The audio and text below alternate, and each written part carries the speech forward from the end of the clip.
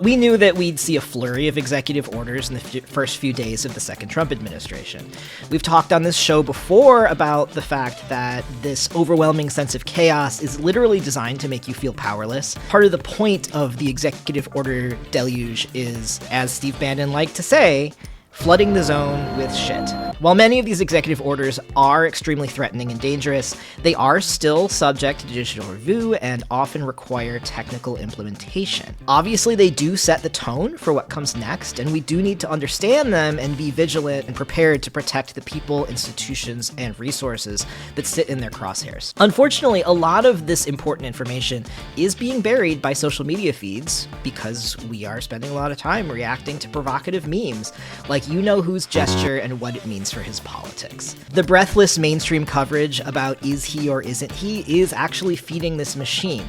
Again, it is designed to be demobilizing, and the far-right commentariat is also delighted to make fun of us as a way of drumming up their base. It's also frankly not easy always to separate the wheat from the chaff, and it's totally understandable that we get swept away from time to time.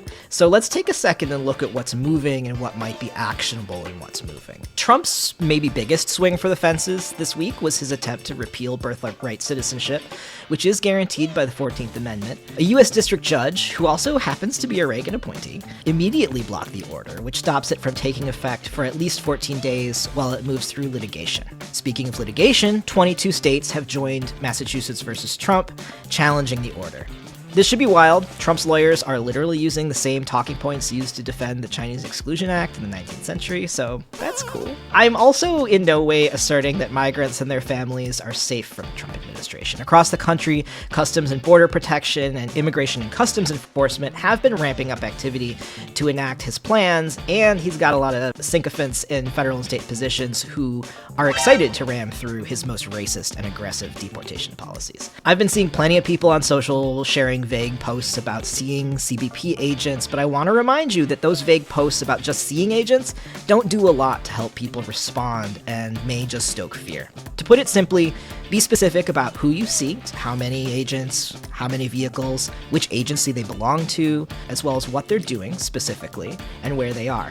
I'd also encourage you to connect with a local rapid response organization. And if you don't know who that is in your location, figure that out now. Verify their activity before you blast it out in public on social media. We've got to react to this stuff from a place of power and preparation, not of panic. Again, the spectacle is designed to frustrate us into compliance and demobilize us. You don't have to let it demobilize you.